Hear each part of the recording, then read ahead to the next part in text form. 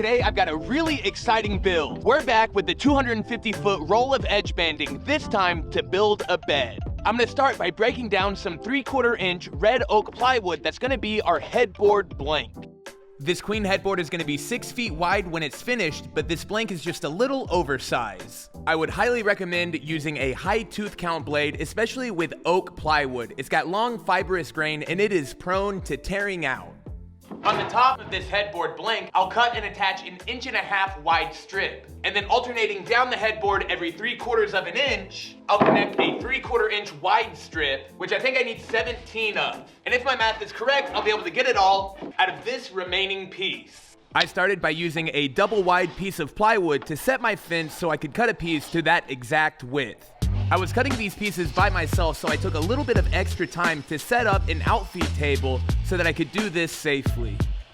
In this shot, you can see how that top piece will sit, and we're gonna cover those visible plies with edge banding.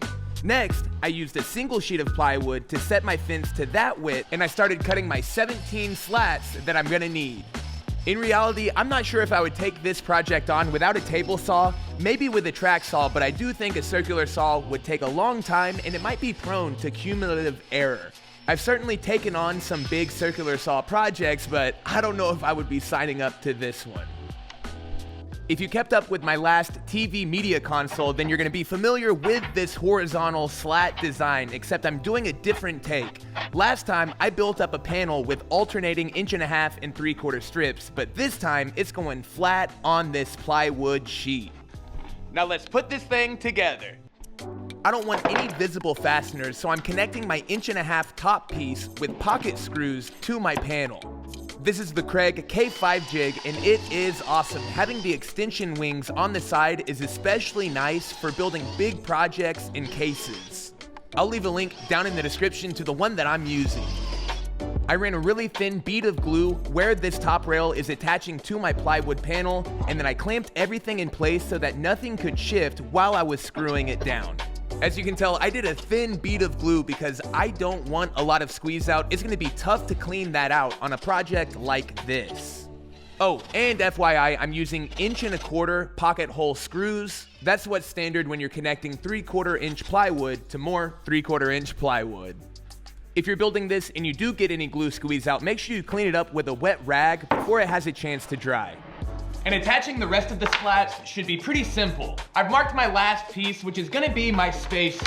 I want a 3/4 inch gap between each slat. So I'll make sure that each of these pieces are pressed up against that spacer and lined up with the edge before I tack these down with 1.25 inch brad nails. And you'll notice that I'm not using a ton of glue, although I am running a bead across each piece. Whoops, I was supposed to put it on the edge, not the face. The goal here is no squeeze out. That way I won't have to spend a ton of time cleaning up and sanding before I can apply a finish. Once again, I'm using 1.25 inch 18 gauge brad nails to attach these pieces. Between that and the glue, that's gonna make this really strong. I found that doing this process didn't take much longer than the big panel glue up that I did last time for the TV console doors. But the big upside here is it was low pressure because I wasn't trying to do some kind of glue up. Instead, I was just attaching one rail at a time, and I could make sure and clean up my mess as I went, and I had basically no glue squeeze out issues. One thing that I wish I did in hindsight was to keep a long straight edge with me just to make sure that I wasn't getting any wiggle or warp in my slats. Cumulative error on a project like this is something to keep in mind. If one slat goes out of square and then you're referencing that on the next one, it's gonna mirror that and it might even make it worse. I experienced that just a tiny bit, but I was able to knock any out of aligned slats right back into place before the glue was able to completely dry. If I were doing this project again, after every 2 or 3 slats, I would reference my straight edge just to double check that I was right on track. The ends of my panel were really flat because they came out of the same blank, but I trimmed them square with my circular saw. This will make edge banding a little bit easier, and the painter's tape helps prevent tear out a little bit. And now it's time to break out our 250-foot roll of red oak edge banding to make this look like solid wood. This has a heat-activated adhesive on the back that I'll use a clothes iron to warm up and get this edge banding to stick. The best thing to do here is not rush. You want to make sure that you get that glue fully activated And you can see how I'm using a piece of wood behind me to put a lot of downward pressure so that that glue makes good contact. The second major thing I'm doing is avoiding the strips that I've already glued down with my iron as I go. I'm using the edge of my iron and the rest of it is hovering over pieces that I haven't applied any edge banding to. And 2 hours later, we have completed all of the edge banding. Almost. We've still got to take care of all of our end grain. Step 1 is cutting a ton of tiny little pieces. That way, I had my blanks ready to go. I could do one long strip down the edge, but then the grain wouldn't wrap around like a miter would. I'm also not aware of any end grain edge banding, so I think this is the best compromise. One thing that I will highlight is the fact that I purchased 3/4 inch edge banding, not 7/8 inch. And that means that there's barely any to trim off between each piece, and a lot of times I could just line these up back to back, and then trim everything with a razor blade. And not long ago, Amazon suggested this cool edge band trimming tool that's just a few bucks. I'll leave a link for all the tools, materials, and supplies down below. Instead of being a normal razor blade, it's this V shape that really helps trim everything smooth without damaging any of the edge banding or allowing the grain of the edge banding to kind of take it away from the edge. And aside from applying finish, our headboard is complete. So now let's shift our attention to building the platform. First, I'm using my circular saw to cut the 2x4 frame. And after it's assembled, we'll make the plywood apron. This first piece is going to be 80.5 inches long. A queen mattress is 80 inches, so I'm going to give just a little bit extra room. Instead of 80 by 60, which is the standard queen, I'm going for an inside dimension inside of the apron of 80.5 by 60.5. One awesome thing about the K5 jig is how quick it is to change the settings from 3/4 to 1.5 inch thick material, and how easy it is to adjust the bit depth so that when you use the correct 2.5 inch long screws, the depth is perfect and it won't go through the material. And if you don't know already, you want to use the coarse Craig screws anytime you're going through construction lumber or plywood, and fine screws whenever you're going through hardwoods. And Craig makes a specific right angle clamp that's really convenient for assemblies like this. I just have mine in California. Basically, it's a right angle clamp where one part of the clamp goes into the pocket hole that you're not screwing into so that everything holds tight and at 90 degrees. I do wish I had mine on me, but I just made sure to hold my joints really tight so that I didn't get my boards drifting any. And that's the basic part of our platform complete. And now I want to move to making the legs. These are going to be 14 inches tall and 3.5 inch wide blanks that I'm making. If you want, you can glue and clamp these pieces together. Also, it's an option to just throw a couple brad nails into them. Just make sure you don't cut into them in our next step. This is double-sided carpet tape, and I'll use this to attach my leg blank to a straight edge that I'll use referencing my table saw fence to cut an angle on each leg. I want the taper to start 3.5 inches from the top, the width of a 2x4, and cut at an angle to where the bottom of the leg blank is half the original width. I know that this setup is a pretty basic way of doing this. There's a lot of really cool jigs actually that you can make or buy to accomplish tapered cuts like this, but carpet tape is a move. I used 2 pieces of edge banding anywhere I needed to cover up the visible plywood layers, and it worked pretty nice. It doesn't look perfect. I know that you can buy 1.5 inch edge banding on Amazon, and in hindsight, I wish I did that. I just didn't have a leg design in mind before I started building. I was kind of designing this part of the project on the fly. I definitely had a plan when it came to the headboard, but I wanted everything else to kind of come together and flow while I was building.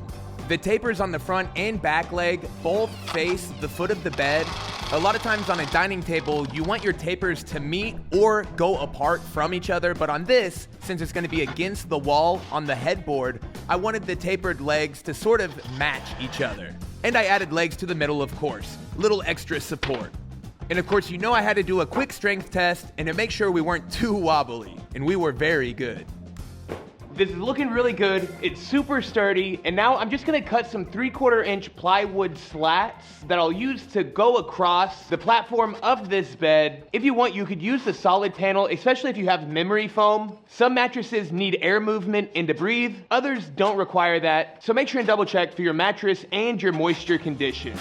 This platform is now very sturdy, and it's time to build the plywood apron. But first, I want to give a big thanks to the sponsor of today's episode, Squarespace. If you need a website or an online store, it has never been easier. Squarespace is introducing Design Intelligence, essentially combining their multiple decades of website design expertise with the most cutting-edge AI. Basically, you can just tell Squarespace by typing out the website you're trying to create and telling them a little bit about your brand or business. And then you get a custom tailored website that's already really close to what you're probably looking for. And then editing from there is super easy. And if you're somebody doing business online taking payments, Squarespace Payments is the best place to do that, all in one spot. Onboarding new customers is super quick and easy so that you can get paid quickly, and customers get flexible, convenient payment options. And last but not least, with Squarespace online courses, you can turn your knowledge and expertise into income. Squarespace has got all the tools to build your online course from scratch. And then from there, you can set your paywall, whether that's a one-time fee or a recurring subscription charge. So to learn more, make sure and follow my link down in the description. That's squarespace.com/modernbuilds. And when it's time to make your site live, don't forget to use my code ModernBuilds for 10% off your first site, store, or domain through Squarespace. As always, big thanks to Squarespace and you all for watching. Our platform is sturdy. It's ready for a mattress.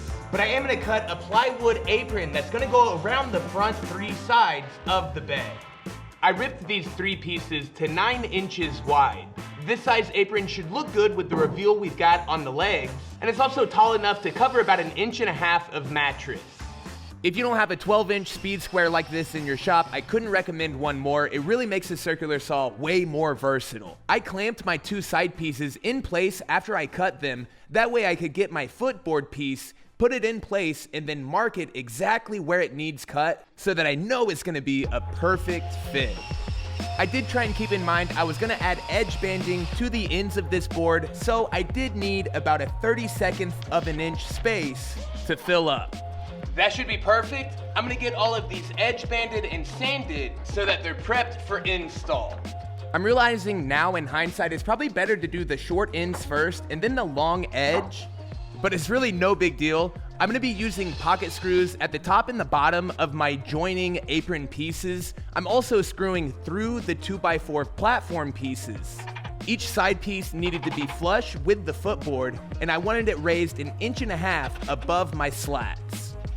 I installed a screw in the opening between every other slat, and I think that's gonna be really sturdy without needing any glue.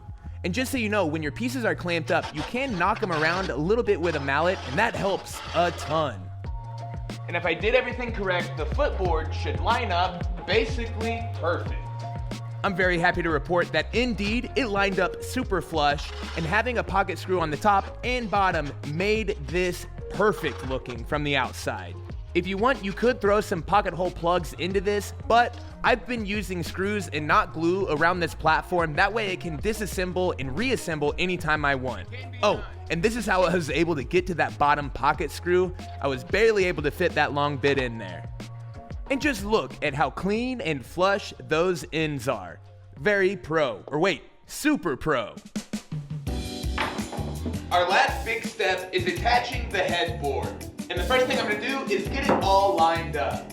I only plan to inset this 4 slats, but I think I'm gonna try and lower this, and we make this inset 5 slats. Yeah, I think that's gonna look a little bit better. We're designing a little bit on the fly. I'm gonna mark lines on my headboard where the apron intersects with my slats. Then I'll cut away that raised material so our apron piece can slide right in there, and then we'll screw the headboard down. This is another reason I didn't go crazy with the wood glue. I wanted to be able to chisel these slat pieces away, and I'm not sure that I wouldn't have damaged the plywood if I really put a lot of glue there. After a little test piece of plywood slid in, I did want to double check the fit before I screwed everything down and committed to this look. And it's just awesome. I'm super happy with it. Wow, That's a killer fit. I didn't want to attach these from the rear. Instead, I just removed a couple of slats and got in there with my drill. Once again, not using any glue, I want to be able to disassemble the headboard from the platform for moving. Oh, that's very sturdy. I've got a couple slats that I'll need to put back, but I'll make sure and get a good wide shot of how this looks. Because now I'm gonna take the headboard apart, sand the entire bed really quick. FYI, I'll use 220 grit paper, and finally, I can apply a coat of Simple Finish. I'm only worrying about getting the visible wood, which is the outward facing oak plywood. Just flood the surface of wood with some Simple Finish, and then in about 10 minutes, come back and wipe off all the excess. This spreads out the extra material anywhere that it's pooling up, and in about another 20 minutes, I'll wipe and buff this off with a clean cotton rag. Oh, and FYI, this is how much Simple Finish we used for the whole bed and headboard. You could probably do like 6 or 8 beds, at least in this style, with one can. Pretty cool. It's final assembly time. Everybody give a shout out to my mom. This bed is a little heavier than I expected. I for sure should have had my dad come over to help me carry this in from the workshop, but the headboard just slid right on. That positive stop makes reassembly super easy. And lining the screws back up into the original holes was really straightforward. Once the slats were back on, I reinstalled the middle legs, which I had to take off to get it in the door, and our bed is done. Let's check it out. I am very, very happy with how this DIY slatted queen bed came out. Now, as you can tell, this is kind of perfect size for our room, but I think a king version would look great also. The legs are simple, but look awesome. The slatted design looks just like real solid wood, and even the edge banding going around the footboard is really familiar to what people are used to buying, so this almost looks even more like a store-bought piece, in a good way. What do you think?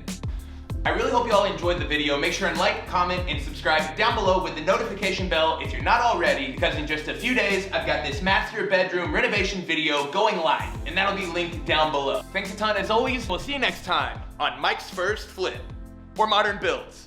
I really haven't figured it out yet. Bye. And that is... Oh no, that's not good. That was not smooth. I cannot believe I just did that. We're gonna have to try and iron and steam that out. I've seen tricks like this on shorts where people use a soldering iron and moisture or a clothing iron to get a dent out in wood. And man, did it work great. That's borderline perfect. That is such a huge improvement. For sure, a blooper worth sticking around for.